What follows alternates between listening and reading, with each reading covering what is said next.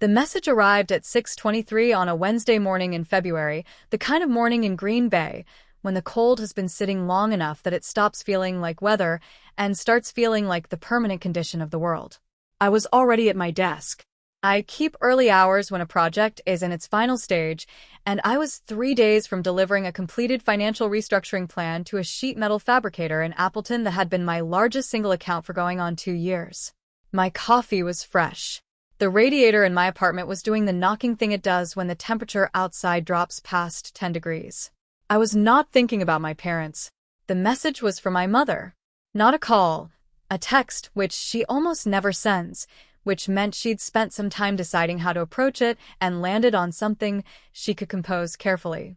Your father's birthday is March 2nd. We're having people over Saturday the 4th. Plan to come if you can. It would mean a lot. I read it twice. It was the kind of message that means several things at once and means none of them directly. I set my phone face down on the desk and went back to the Appleton file. On the corner of my desk, under the Appleton folder, was a sealed manila envelope I had been carrying back and forth to my car for 2 weeks without taking inside. I drove up to Copper Falls on the Friday evening before the party, the two-lane highway north of Wausau going dark early the way it does in February. The pine stands on both sides of the road holding the last of the gray light in their branches.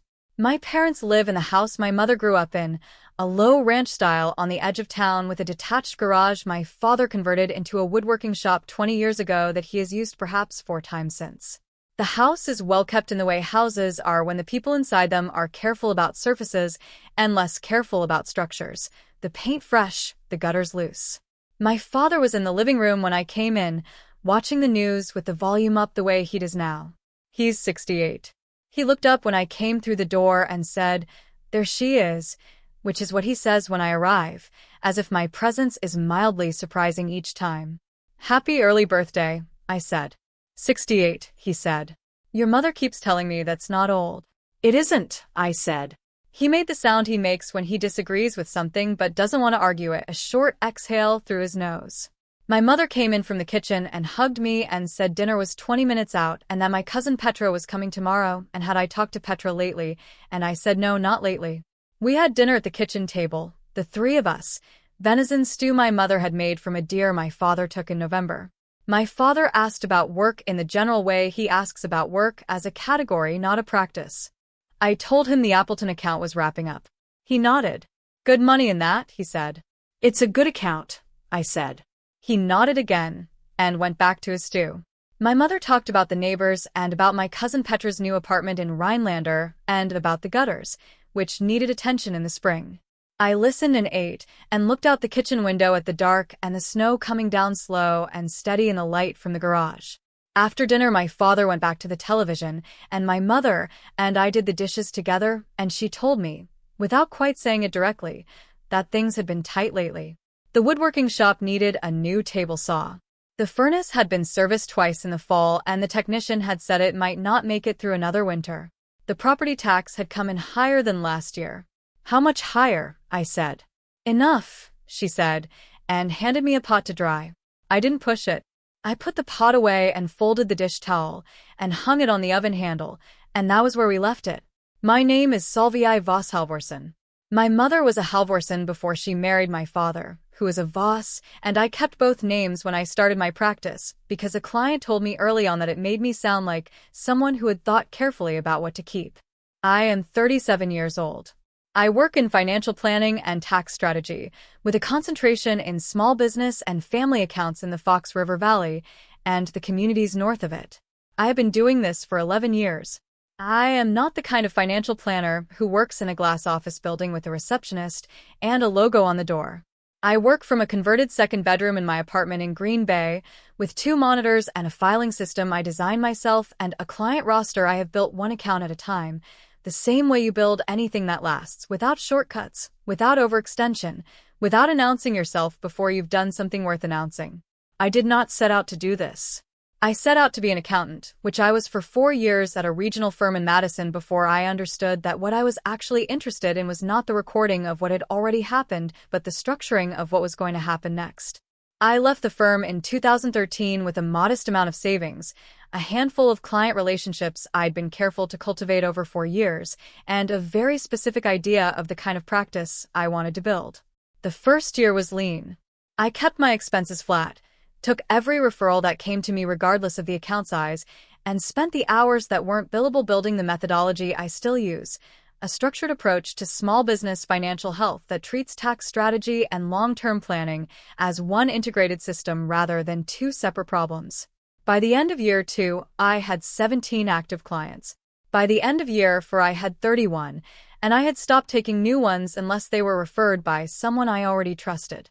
I did not tell my parents much about any of this. Not from secrecy, from experience. My father's frame for what I do had been established early and had not shifted.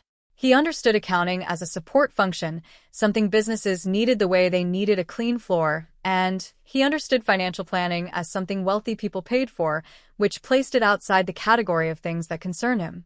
When I told him I was leaving the Madison firm to start my own practice, he'd said, "That's a big step for someone your age," in a tone that contained neither encouragement nor discouragement, but something more deflating than either. Simple doubt, offered without drama, the way you state a weather condition.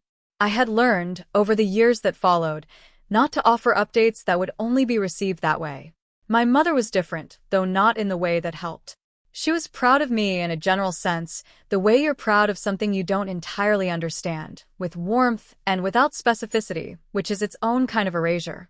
What I knew, and what neither of them knew, was that by the February morning my mother sent that text, my practice was billing just under $280,000 a year, and I had been sending $1,200 a month to my parents' joint account for 4 years running without telling either of them where it came from. It appeared in their account as a transfer. My mother had asked about it once, in the first month, and I told her it was an automatic overpayment correction from a tax filing, and that she should leave it. She had. My father, as far as I could tell, had never asked about it at all. The first time I sent money to my parents, I did not plan to make it a habit. It was March of 2019, a Thursday, and my mother had mentioned in passing on a phone call that the furnace had gone out, and the repair estimate was more than they had liquid that month. She mentioned it the way she mentions things she doesn't intend to ask about once, and then moved on to something else. I was at my desk in the Green Bay apartment, the Fox River gray, and cold out the window, the early spring light doing nothing to warm it. I opened my banking portal and made a transfer. The amount was $3,800, which was what the repair estimate had been. I put it through as a bill payment from a filing account I use for client disbursements, so it wouldn't show up in a way that required explanation. I called my mother 2 days later to ask how the furnace was. "They came yesterday," she said. "It's running fine now." "Good," I said. She didn't ask where the money had come from. I didn't tell her.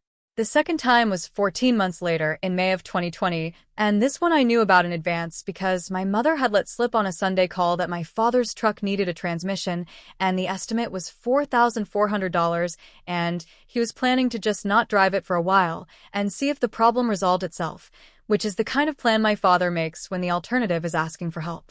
I transferred $4,400 on a Monday morning. I logged it the same way I log client disbursements, date, amount, purpose, recipient, and filed it and went back to the quarterly reports I'd been working on. I drove up to Copper Falls 3 weeks later, and my father's truck was in the driveway running fine. He didn't mention it. I didn't mention it. We had dinner and talked about the neighbors, and I drove home on a Sunday evening with the radio on and the highway empty. The third contribution was when the monthly transfers began, and it began the way most systems in my life begin, because I looked at the numbers, and the numbers suggested a structure. It was October of 2020. I had been watching my parents' situation with the particular attention of someone who reads financial patterns professionally, and what I was reading was not a crisis but a slow drift. Income flat, costs rising incrementally, the gap between them widening in the way gaps widen when nobody addresses them directly. The furnace repair and the truck transmission had been symptoms, not isolated events. I sat at my desk on an October evening with the city going dark outside my window, and I worked out a number. What they needed, on a structural basis, to keep the gap from widening further. What I could sustain without affecting my own financial position. The number I arrived at was $1,200 a month. I set up the automatic transfer that evening. It went through on the 1st of November, and every 1st of every month after that. I did not tell my parents. I did not tell my cousin Petra or my Aunt Greta or anyone else who moved in and out of my parents' life. I set it up and let it run and logged each transfer in the same file I'd started in March of 2019, and by October of 2023, for years in, that file contained a column of numbers that added up to $60,200. Not pocket change. Not a hobby. But not something I'd said out loud to anyone. The birthday party was on a Saturday in early March, which in Copper Falls means the snow is still deep, but the light has started to shift. The days running a few minutes longer, the particular quality of mid-morning sun in a room with south-facing windows becoming something you notice again after months of not noticing it.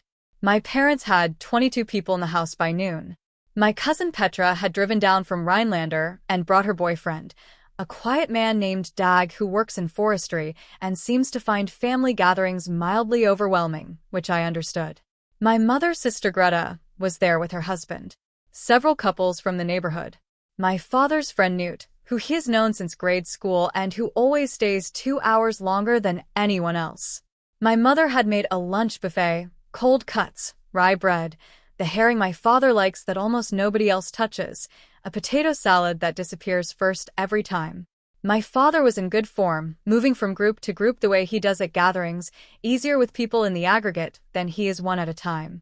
I was in the kitchen helping my mother replenish the bread basket when my father came in with Newt and my cousin Petra, all three of them carrying empty glasses and talking about the Green Bay game from 2 weeks prior, a conversation that had apparently been going since noon without resolution. Petra hugged me. Newt clapped me on the shoulder. My father opened the refrigerator. "How's the financial planning business?" Newt said to me, with a particular warmth of someone who is genuinely asking. "Good," I said. "Busy." "She does all right," my father said, from inside the refrigerator, his voice carrying the direction of someone addressing the shelf he's looking at rather than the room. He came out with a pitcher of water and set it on the counter. "It's a decent side income." Newt looked at me. "Side income," he said. "It's her main work, Rolf," my mother said. She said it quietly, the way she says things she knows won't land but feels compelled to say anyway. "I know it's her main work," my father said, with the patience of a man explaining something obvious. "I'm saying the income is side income level. It's fine. She does fine. But $1,200 a month isn't a career, it's a supplement." He picked up the pitcher. "I don't mean anything by it. It is what it is." He said it pleasantly. He always says it pleasantly, which is the thing that makes it hardest to name. There is no heat in it, no cruelty in the dramatic sense, nothing that would read as an attack if you weren't standing inside it. He says it as if he is simply reporting a known fact about the shape of the world. Newt was looking at his glass. Petra was looking at the counter. My mother's hands were still on the bread basket. My father walked back out to the living room with the water pitcher. My Aunt Greta, who had appeared in the kitchen doorway at some point during this, looked at me. I looked back at her. She opened her mouth and then closed it. I reached over and refilled my own water glass from the tap. My hand was steady. The kitchen was warm from the cooking and from 22 people in a small house, and I stood there with my glass and looked out the window at the snow in the backyard, still deep, still white, the light on it clean and flat and indifferent. I didn't say anything. I didn't correct him.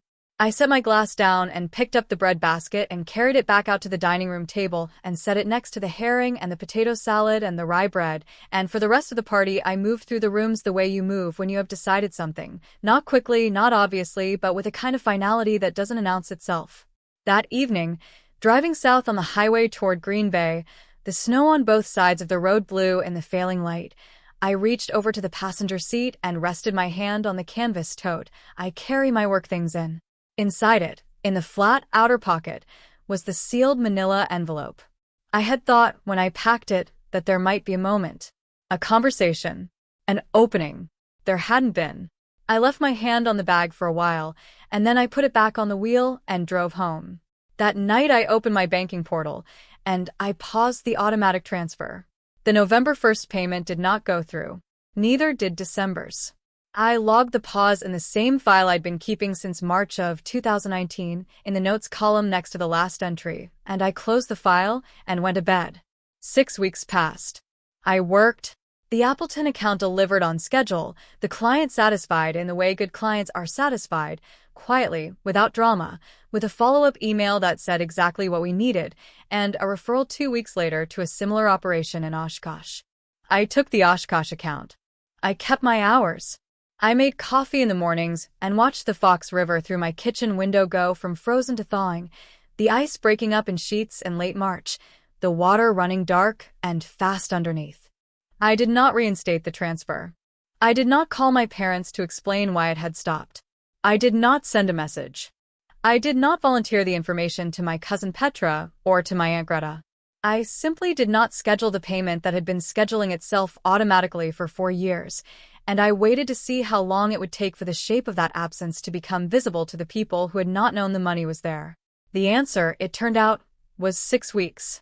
My mother called on a Thursday morning at 9:07 while I was between client calls, standing at my kitchen counter with my second coffee. I looked at the screen. I answered. Solvei.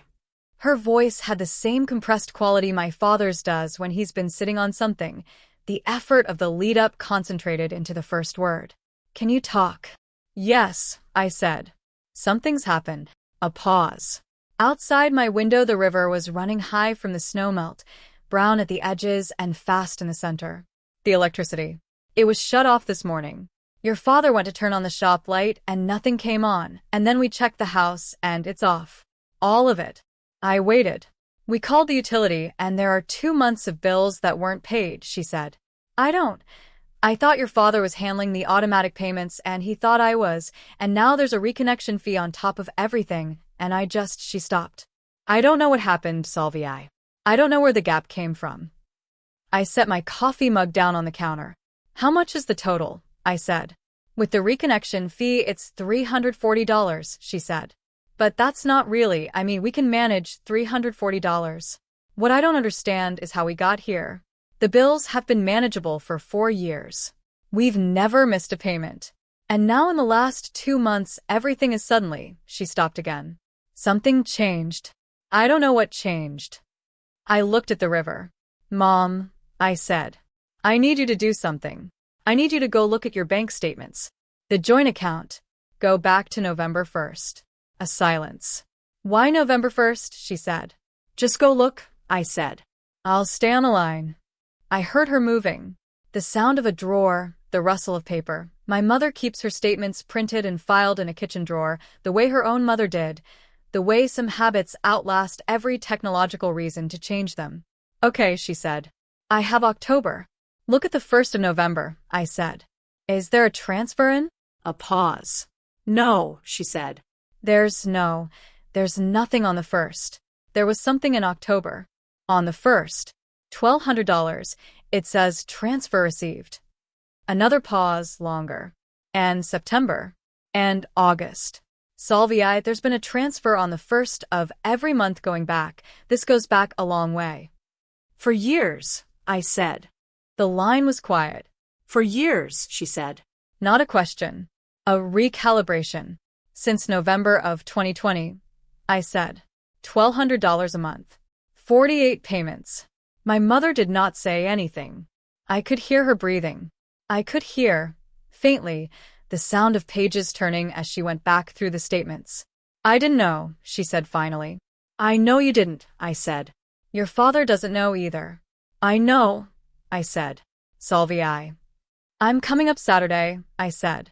Tell Dad I want to talk. I drove up on a Saturday morning in late April. The highway showed the first green of the season in the ditches. I had the canvas tote on the passenger seat. The manila envelope was in the outer pocket. I pulled into the gravel drive at 10:30. I sat in the car with the engine off. I picked up the tote and got out. My father was crouched beside the garage door. He stood when he heard the car door, one hand going briefly to his knee. Solvei, he said. Dad, I said. My mother appeared in the front doorway. She stepped back inside. My father looked at the tote. Then he looked at me. Your mother told me about the statements, he said. I figured she would, I said. He put his hands in his jacket pockets.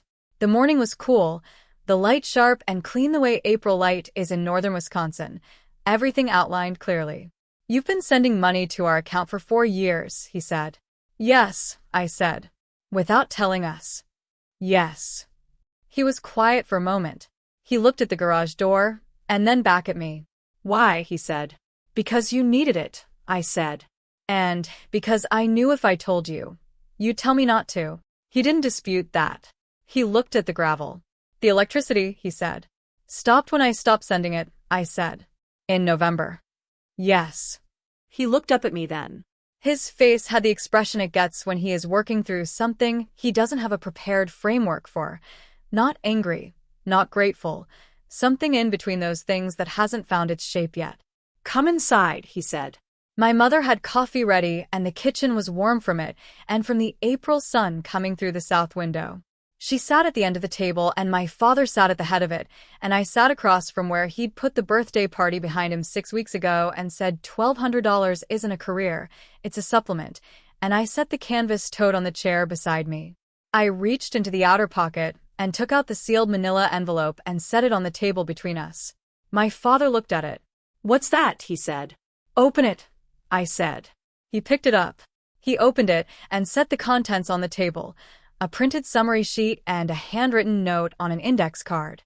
He unfolded the summary sheet first. It was a single page, a running total, formatted the way I'd format a client ledger, every transfer listed by date and amount from November 2019 through October 2023, and below the transfers, a second section showing my current practice billing, my client count, and the annual revenue figure for the last completed year. The number at the bottom of the billing section was $274,000. My father looked at it for a long time. My mother leaned forward without meaning to, saw the number, and sat back. Then my father unfolded the index card. For words, in my handwriting. You already knew. Solvei. He set it down. He set the summary sheet beside it. He looked at both of them on the kitchen table in the April light, and he didn't say anything for long enough that the refrigerator cycled on and off in the silence. A decent side income, I said. He looked at his coffee mug. It is what it is, I said. He set the mug down. $1,200 isn't a career, I said. It's a supplement. I picked up the summary sheet and the index card and put them back in the envelope. I put the envelope in the tote and set the tote over my shoulder and pushed my chair back. My father's eyes were on the table where the envelope had been. I'm going to reinstate the transfer, I said, because the gap is real and I can cover it and it makes sense for me to cover it. But I need you to know what it is. It isn't a side income supplement from a hobby. It's $1,200 a month from a $274,000 a year practice that I built in 11 years without anyone's help and without telling anyone the size of it because I knew what you'd say about it. I picked up my jacket from the back of the chair. Solvei, my father said. I stopped. He was looking at me now. The morning light from the south window was on the side of his face, and he looked, in that moment, older than 68, or maybe just tired in the way people look when something they've been certain about for a long time turns out to have had a different shape all along. I didn't know, he said. I know you didn't, I said. That's the whole thing, Dad. You didn't know because you didn't ask. He didn't answer that. My mother was looking at her hands. I walked to the door. I put on my jacket. I opened the front door, and the April air came in, cool and clean, smelling of thawed ground and pine resin and the particular freshness that follows a long winter. I'll call you when the transfer is back on, I said. I walked out to the car. I put the tote on the passenger seat.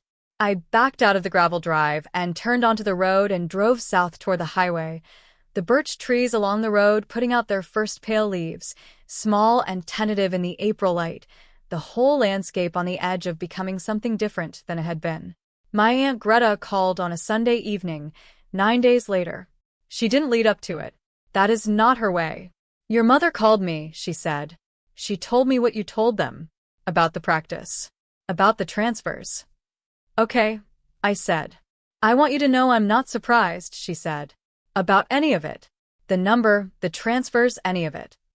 Thank you, I said. I'm a little surprised you kept it that quiet for that long, she said. Most people wouldn't have. I thought about that. The highway north of Wausau in February, the birthday party, the bread basket, my father's voice from inside the refrigerator saying $1,200 isn't a career. The drive home in the dark with my hand on the canvas tote. I kept it quiet because I thought it didn't need to be said. I said. And then when it did need to be said, I needed it to land correctly. Did it, she said.